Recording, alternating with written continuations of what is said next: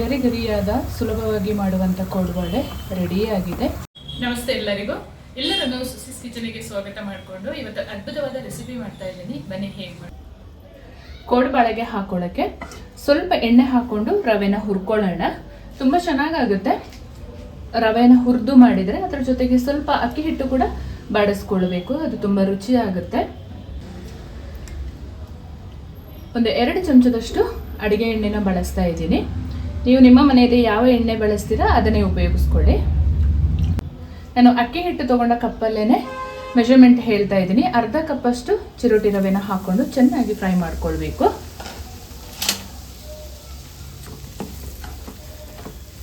ಒಳ್ಳೆ ರುಚಿ ಕೊಡುತ್ತೆ ಇದು. ಈ ಹಿಂದೆ ನಾನು ಹಲವಾರು ಸ್ನ್ಯಾಕ್ಸ್ಗಳನ್ನು ಮಾಡಿ ಅಪ್ಲೋಡ್ ಮಾಡಿದ್ದೀನಿ. ನೀವು ಹೋಗಿ ಚೆಕ್ ಮಾಡ್ಬೋದು. ತುಂಬ ಸುಲಭ ವಿಧಾನದಲ್ಲಿ ತೋರಿಸ್ಕೊಡ್ತಾ ಇದ್ದೀನಿ. ತುಂಬ ಚೆನ್ನಾಗಾಗುತ್ತೆ. ಈ ಥರ ಹುರ್ಕೊಂಡು ಮಾಡಿದ್ರೆ ಕೋಡುಬಳೆ ತುಂಬ ರುಚಿ ಕೊಡುತ್ತೆ. ತುಂಬ ದಿವಸ ಕೂಡ ಇಡ್ಬೋದು ಮತ್ತು ಕ್ರಿಸ್ಪಿಯಾಗಿ ಕೂಡ ಇರುತ್ತೆ. ಒಂದು 5 ನಿಮಿಷ ರವೆನ ಈ ಥರ ಬಾಡಿಸ್ಕೊಂಡು ಆದ ಮೇಲೆ ಅಕ್ಕಿ ಹಿಟ್ಟು ಹಾಕ್ಕೊಂಡು ಬಾಡಿಸ್ಕೊಳ್ಳೋಣ. ಈ ಹದದಲ್ಲಿ ರವೆ ಫ್ರೈ ಆಗುವಾಗ ಅಕ್ಕಿ ಹಿಟ್ಟು ಹಾಕ್ಕೊಳ್ಳೋಣ. ಅಕ್ಕಿ ಹಿಟ್ಟು ಹಾಕೊಳ್ಳೋಕ್ಕೆ ಒಂದು ಮೆಷರ್ಮೆಂಟ್ ಕಪ್ ತೊಗೊಳ್ಳಿ. ನಿಮಗೆ ಈಸಿ ಆಗುತ್ತೆ ಆಗ ರವೆ ಎಲ್ಲ ಹಾಕ್ಕೊಳ್ಳೋಕ್ಕೆ. 1.5 ಕಪ್ಪಷ್ಟು ಅಕ್ಕಿ ಹಿಟ್ಟನ್ನು ಬಳಸ್ತಾ ಇದ್ದೀನಿ. ಚಂದ ರವೆ ಜೊತೆ ಮಿಕ್ಸ್ ಮಾಡ್ತಾ ಹುರ್ಕೊಳ್ಳೋಣ. ಒಂದು 5 ನಿಮಿಷ ಹುರ್ಕೊಂಡ್ರೆ ಸಾಕಾಗುತ್ತೆ.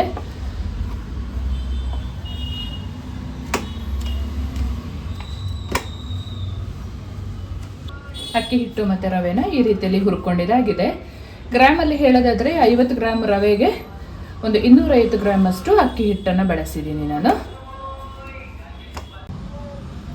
ಸಣ್ಣದೊಂದು ಮಿಕ್ಸಿ ಜಾರು ತಗೊಂಡು ಒಂದು 50 ಗ್ರಾಮ್ ಅಷ್ಟು ಹುರಿಗಡಲೆನ ಹಾಕೊಳ್ಳೋಣ. ನೈಸಾಗಿ ಪೌಡ್ರ್ ಮಾಡ್ಕೋಬೇಕು. ಈ ರೀತಿಯಲ್ಲಿ ನೈಸಾಗಿ ಪೌಡ್ರ್ ಮಾಡ್ಕೋಬೇಕು. ಜಡೆ ಆಡ್ಕೋಬೇಕು. ನಾವು ಯಾವ ಪಾತ್ರೆಗೆ ಕಲಿಸ್ತೀವಿ ಅದೇ ಪಾತ್ರೆಗೆ ಜಡೆ ಆಡ್ಕೊಂಡು ಹಾಕೊಂಡಿದ್ದಾಗಿದೆ ಕಡಲೆ ಹಿಟ್ಟನ್ನು. ಸೇಮ್ ಮಿಕ್ಸಿ ಜಾರಿಗೆನೆ ಒಂದು 2 ಒಣಮೆಣಸಿನಕಾಯಿನ ಹಾಕ್ಕೊಂಡಿದ್ದೀನಿ. 1 ಕಡ್ಡಿಯಷ್ಟು ಕರಿಬೇವು ಸೊಪ್ಪು ಹಾಕ್ಕೊಂಡಿದ್ದೀನಿ. ಅರ್ಧ ಚಮಚದಷ್ಟು ಜೀರಿಗೆ ಹಾಕ್ಕೊಂಡಿದ್ದೀನಿ. 2 ಟೀ ಸ್ಪೂನಷ್ಟು ಹಸಿ ಕಾಯಿ ತುರಿಯನ್ನು ಹಾಕ್ಕೊಂಡಿದ್ದೀನಿ. ನೀವು ಒಣ ಕೊಬ್ಬರಿ ಆದರೂ ಹಾಕ್ಕೋಬೋದು, ಅದು ಕೂಡ ಚೆನ್ನಾಗಾಗುತ್ತೆ. ಇದನ್ನು ರುಬ್ಕೊಳ್ಳೋಣ. ಈಗ ಅಚ್ಚ ಖಾರದ ಪುಡಿಯನ್ನು ಕೂಡ ಹಾಕ್ಕೊಂಡಿದ್ದೀನಿ. 1.5 ಟೀ ಸ್ಪೂನಷ್ಟು ಅದನ್ನು ಕೂಡ ಹಾಕಿ ರುಬ್ಕೊಳ್ಳೋಣ. ಈ ಹದದಲ್ಲಿ ಚೆಂದ ರುಬ್ಕೊಂಡಿದ್ದಾಗಿದೆ. ಇವಾಗ ಕಲಿಸ್ಕೊಳ್ಳೋಣ. ರವೆ ಮತ್ತು ಅಕ್ಕಿ ಹಿಟ್ಟನ್ನು ಹುರಿದು ಇಟ್ಕೊಂಡಿದ್ವಲ್ಲ ಅದನ್ನು ಸೇರಿಸ್ಕೊಳ್ಳೋಣ. ಸ್ವಲ್ಪ ತಣ್ಣಗಾದ್ಮೇಲೆ ಕಲಿಸ್ಕೊಳ್ಳೋಣ. ರುಚಿಗೆ ತಕ್ಕಷ್ಟು ಉಪ್ಪು ಸೇರಿಸ್ಕೊಳ್ತಾ ಇದ್ದೀನಿ. ಚೆಂದ ಒಮ್ಮೆ ಮಿಕ್ಸ್ ಮಾಡ್ಕೊಳ್ಳೋಣ. ನಾವೊಂದು 3 ಟೀ ಸ್ಪೂನಷ್ಟು ಎಣ್ಣೆನ ಬಿಸಿಗೆ ಇಟ್ಕೊಂಡಿದ್ದೀನಿ. ಆವಾಗಲೇ ರವೆ ಹುರಿಯುವಾಗನೂ 2 ಟೀ ಸ್ಪೂನಷ್ಟು ಹಾಕ್ಕೊಂಡಿದ್ದೆ. ನೀವು ಅಜವಾಯಿನ ಸೇರಿಸ್ಕೊಳ್ಳಿ, ತುಂಬ ಚೆನ್ನಾಗಾಗುತ್ತೆ. ನಮ್ಮ ಮನೆಯಲ್ಲಿ ಖಾಲಿ ಆಗಿತ್ತು, ಹಾಗಾಗಿ ನಾನು ಜೀರಿಗೆ ಮಾತ್ರ ಉಪಯೋಗಿಸ್ತಾ ಇದ್ದೀನಿ. ಚೆಂದ ಕಲಿಸ್ಕೊಂಡಾದ ಮೇಲೆ ನಾವು ರುಬ್ಬಿ ಇಟ್ಕೊಂಡ ಈ ಖಾರ ಮಸಾಲೆ ಏನು ಮಾಡ್ಕೊಂಡಿದ್ದೀವಿ ಅದನ್ನು ಸೇರಿಸ್ಕೊಳ್ಳೋಣ.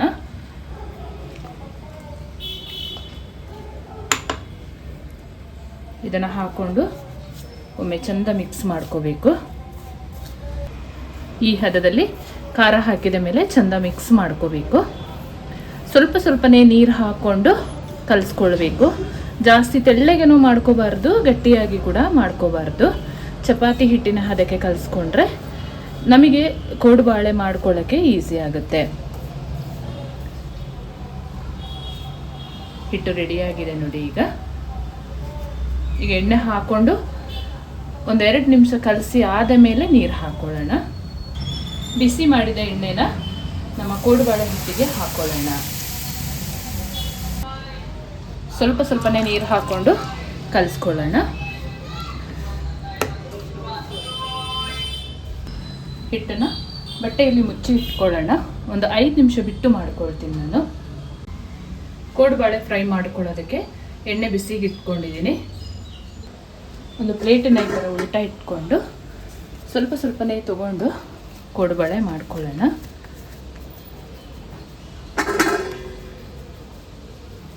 ನಿಮಗೆ ಎಷ್ಟು ದೊಡ್ಡದು ಬೇಕು ಸಣ್ಣದು ಬೇಕು ಆ ಥರ ಕೋಡುಬಳೆ ಮಾಡಿಕೊಂಡ್ರೆ ಆಯಿತು.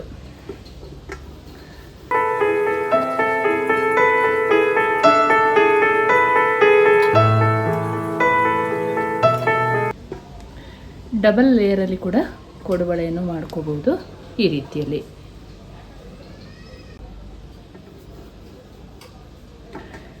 ಸಿಂಗಲ್ ಆಗಿ ಕೂಡ ಮಾಡ್ಕೋಬೋದು, ಡಬಲ್ ಲೇಯರಲ್ಲಿ ಈ ರೀತಿಯಲ್ಲಿ ಕೂಡ ಮಾಡಿಕೊಂಡ್ರೆ ಚೆನ್ನಾಗಾಗುತ್ತೆ.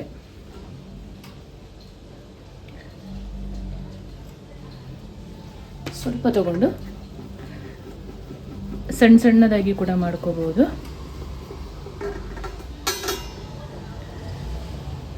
ಈ ರೀತಿಯಲ್ಲಿ ನೋಡಿ, ಸಿಂಗಲ್ ಲೇಯರಲ್ಲಿ ಕೂಡ ಮಾಡ್ಕೋಬೋದು.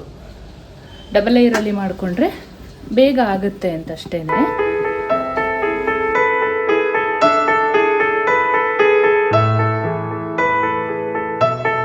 ಎಲ್ಲ ಕೋಡುಬಳೆನ ಇದೇ ಥರ ಮಾಡ್ಕೊಳ್ಳೋಣ.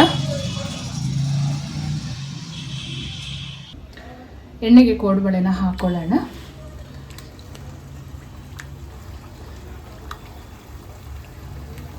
ಹಾಕುವಾಗ ಹೈ ಫ್ಲೇಮಲ್ಲೇ ಇರಲಿ, ಆಮೇಲೆ ಸ್ವಲ್ಪ ಲೋ ಮಾಡಿಕೊಂಡ್ರೆ ಆಯಿತು.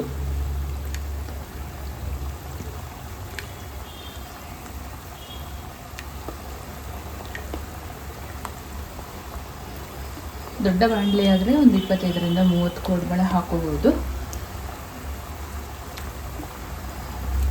ಕ್ರಿಸ್ಪಿಯಾಗಿ ಫ್ರೈ ಮಾಡ್ಕೊಳ್ಳೋಣ. ಚಂದ ತಿರುಗಿಸ್ಕೊಂಡು ಬೇಯಿಸ್ಕೊಳ್ಳೋಣ.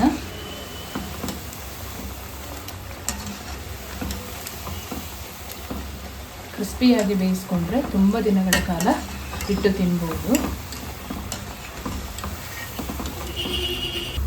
ಗರಿ ಗರಿಯಾದ ಸುಲಭವಾಗಿ ಮಾಡುವಂಥ ಕೋಡುಬಳೆ ರೆಡಿಯಾಗಿದೆ. ಕ್ರಿಸ್ಪಿಯಾಗಿ ಬೇಯಿಸ್ಕೊಳ್ಬೇಕು ಮಾತ್ರ. ಎಣ್ಣೆ ಚೆನ್ನಾಗಿ ಸೋರಿಸ್ಕೊಂಡು ತಗೊಳ್ಳೋಣ. ಈಗ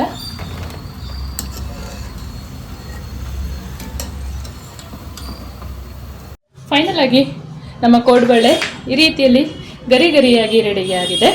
ಯಾರು ಬೇಕಾದರೆ ಹೊಸಬ್ರು ಕಲಿಯೋರು ಕೂಡ ಇದೇ ಮೆಥಡಲ್ಲಿ ಮಾಡ್ಬೋದು. ಒಂದ್ಸಲ ಟ್ರೈ ಮಾಡಿ ಕಮೆಂಟ್ ಮಾಡಿ ಕೋಡುಬಳೆ ಹೇಗೆ ಬಂತು ಅಂತ.